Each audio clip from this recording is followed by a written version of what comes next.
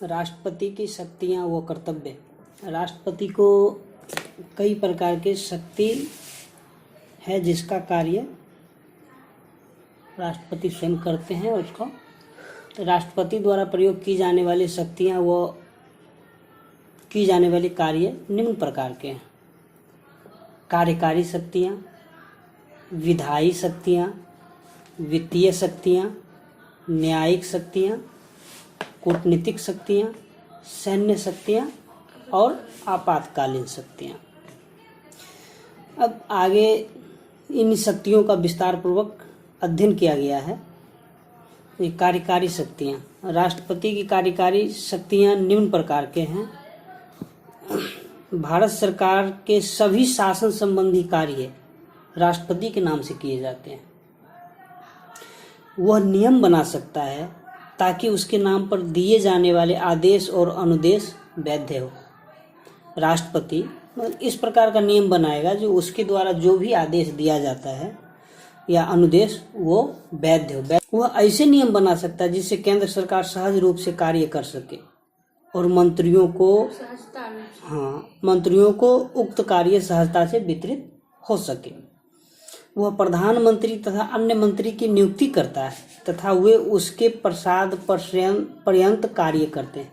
मतलब राष्ट्रपति प्रधानमंत्री की नियुक्ति करता है और प्रधानमंत्री की सलाह पर में अन्य मंत्री की भी नियुक्ति राष्ट्रपति करता है और ये सभी के सभी जो है राष्ट्रपति के प्रसाद पर्यंत ही कार्य करते हैं।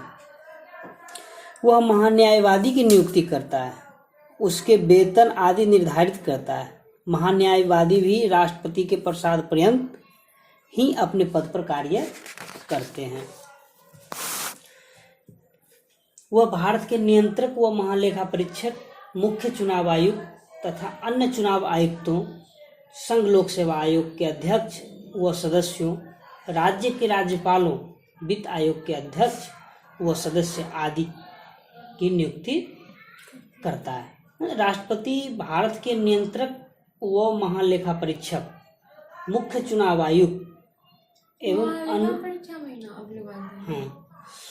वह भारत के महानियंत्रक व महालेखा परीक्षक, मुख्य चुनाव आयुक्त और अन्य चुनाव आयुक्तों, संघ लोक सेवा आयोग के अध्यक्ष व सदस्यों, राज्य के राज्यपालों, वित्त आयोग के अध्यक्ष व सदस्यों आदि की नियुक्ति करता है।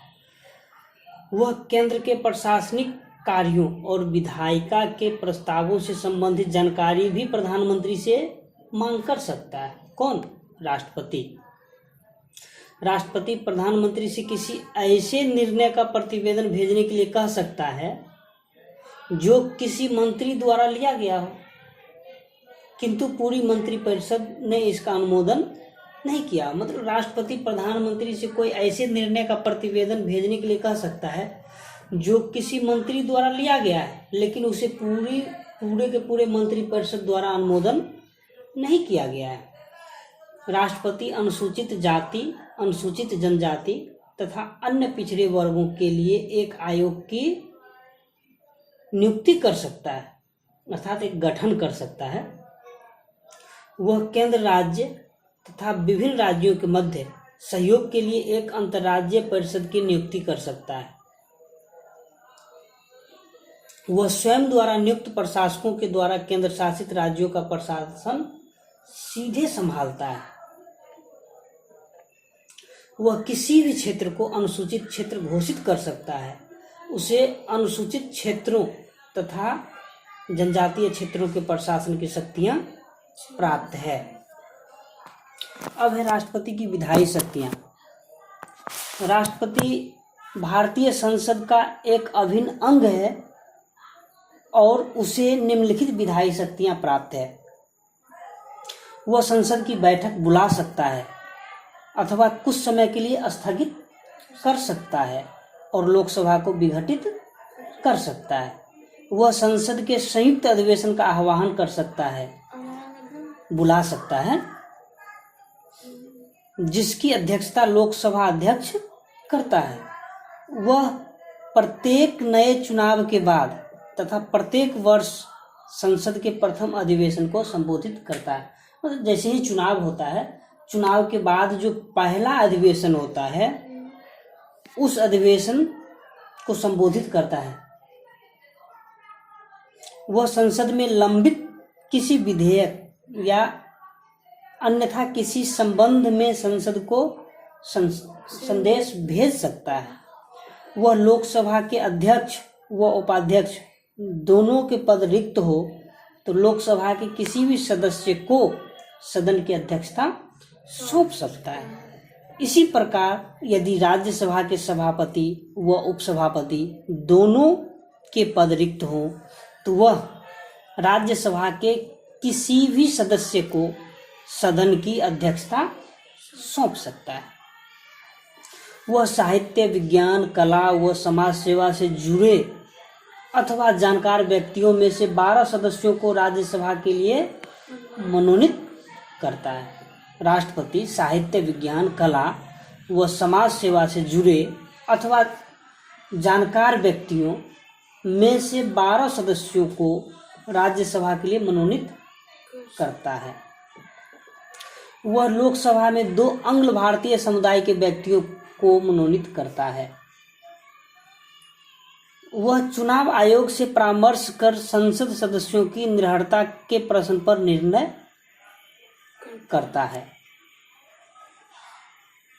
संसद में कुछ विशेष प्रकार के विधेयकों को प्रस्तुत करने के लिए राष्ट्रपति की सिफारिश अथवा आज्ञा आवश्यक है। उदाहरण के लिए भारत के संचित निधि से खर्च संबंधी विधेयक अथवा राज्यों की सीमा परिवर्तन या नए राज्य के निर्माण से संबंधित विधेयक। मतलब राष्ट्रपति जैसे कुछ विशेष प्रकार के विधेयकों को प्रस्तुत करने से पहले सिफारिश के लिए भेजा जाता है। और उदाहरण के लिए भारत के संचित निधि से खर्च संबंधी विधेयक अथवा राज्य के सीमा परिवर्तन या नए राज्यों के निर्माण से संबंधित विधेयक। आगे, जब एक विधेयक संसद द्वारा पारित होकर राष्ट्रपति के पास भेजा जाता है तो राष्ट्रपति उस पर क्या क्या निर्णय ले सकता है, इसकी चर्चा है। जब एक विधेयक संसद द्वारा पारित होकर राष्ट्रपति के पास भेजा जाता है तो वह विधेयक को अपनी स्वीकृति दे सकता है। वह विधेयक पर अपनी स्वीकृति सुरक्षित रख सकता है। विधेयक को यदि वह धन विधेयक नहीं है तो संसद को पुनर्विचार के लिए लौटा सकता है। अब यहाँ गौर करने वाली बात है, यदि संसद विधेयक को संशोधन या बिना किसी संशोधन के पुनः पारित करती है तो राष्ट्रपति की अपनी सहमति देनी ही होती है। कहने का तात्पर्य ये है कि जब राष्ट्रपति विधेयक को संसद के पुनर्विचार के लिए वापस कर देता है तब संसद विधेयक को संशोधन करके या बिना संशोधन किए हुए पुनः पारित करके राष्ट्रपति को भेजता है, तब राष्ट्रपति को अपनी सहमति देना अनिवार्य हो जाता है। सेम कंडीशन, राज्य विधायिका द्वारा पारित किसी विधेयक को राज्यपाल जब राष्ट्रपति के विचार के लिए सुरक्षित रखता है तब राष्ट्रपति का क्या अधिकार है वो देखिए। जब विधायिका द्वारा पारित किसी विधेयक को राज्यपाल जब राष्ट्रपति के विचार के लिए सुरक्षित रखता है तब राष्ट्रपति विधेयक को अपनी स्वीकृति दे सकता है, विधेयक पर अपनी स्वीकृति को सुरक्षित रख सकता है अथवा राज्यपाल को निर्देश देता है कि विधेयक यदि वो धन विधेयक नहीं है तो राज्य विधायिका को पुनर्विचार हेतु लौटा दे। यहाँ ध्यान देने योग्य बात यह है कि यदि राज्य विधायिका विधेयक को पुनः राष्ट्रपति की सहमति के लिए भेजती है तो यहाँ पर राष्ट्रपति इस विधेयक को स्वीकृति देने के लिए बाध्य नहीं है। वह संसद के सत्रावसान की अवधि में अध्यादेश जारी कर सकता है। वह अध्यादेश संसद की पुनः बैठक के 6 हफ्तों के भीतर संसद द्वारा अनुमोदित करना आवश्यक होता है। वह किसी अध्यादेश को किसी समय वापस ले सकता है। मतलब वह जो भी अध्यादेश जारी किया है वो एक दूसरा अध्यादेश जारी करके उस अध्यादेश को वापस ले सकता है। वह महानियंत्रक व लेखा परीक्षक, संघ लोक सेवा आयोग, वित्त आयोग व अन्य की रिपोर्ट संसद के समक्ष रखता है। वह अंडमान व निकोबार द्वीप समूह, लक्षद्वीप, दादर एवं नागर हवेली एवं दमन व द्वीप में शांति, विकास व सुशासन के लिए विनियम बना सकता है, मतलब नियम बना सकता है। पुडुचेरी के भी वह नियम बना सकता है, परंतु केवल तब जब वहाँ की विधानसभा निलंबित हो अथवा विघटित अवस्था में हो। अब है राष्ट्रपति की वित्तीय शक्तियाँ। राष्ट्रपति की वित्तीय शक्तियाँ निम्न। राष्ट्रपति धन विधेयक पर पूर्व अनुमति देता है, जिसके बाद ही वो संसद में प्रस्तुत होता है। यानी धन विधेयक राष्ट्रपति की पूर्व अनुमति से ही संसद में प्रस्तुत किया जा सकता है। वह वार्षिक वित्तीय विवरण यानी बजट को संसद के समक्ष रखता है। अनुदान की कोई भी मांग उसकी सिफारिश के बिना नहीं की जा सकती है। वह भारत की आकस्मिक निधि से किसी अदृश्य व्यय हेतु अग्रिम भुगतान की व्यवस्था कर सकता है। वह राज्य व केंद्र के मध्य राजस्व के बंटवारे के लिए प्रत्येक 5 वर्ष में एक वित्त आयोग का गठन करता है। कितने वर्ष में? हाँ, वित्त आयोग का गठन किया जाता है, तो प्रत्येक 5 वर्ष में राष्ट्रपति जो है एक वित्त आयोग का गठन करता है। अब राष्ट्रपति की न्यायिक शक्तियां हैं। राष्ट्रपति की न्यायिक शक्तियां निम्न प्रकार के हैं। वह उच्चतम न्यायालय के मुख्य न्यायाधीश और उच्चतम न्यायालय के न्यायाधीशों की नियुक्ति करता है। वह उच्चतम न्यायालय से किसी विधि या तथ्य पर सलाह ले सकता है, परंतु उच्चतम न्यायालय की यह सलाह राष्ट्रपति पर बाध्यकारी नहीं है।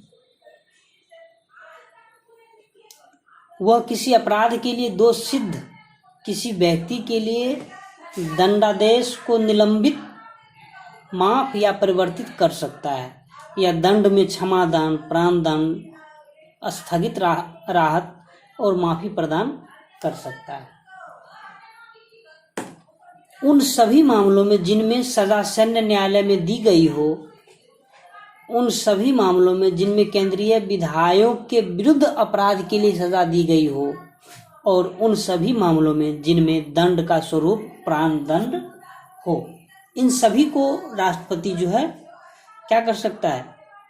माफ या परिवर्तित कर सकता है, दंड में क्षमादान, प्राणदंड को स्थगित कर सकता है, या माफी प्रदान कर सकता है।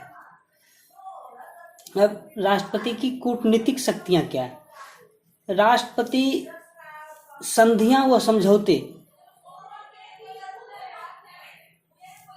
उनके नाम पर ही किए जाते हैं। जितने भी अंतर्राष्ट्रीय संधियां और समझौते हैं सभी राष्ट्रपति के नाम पर किए जाते हैं। हालांकि इनके लिए संसद की अनुमति अनिवार्य है, मतलब संसद की अनुमति से राष्ट्रपति के नाम से अंतर्राष्ट्रीय संधियां और समझौते किए जाते हैं।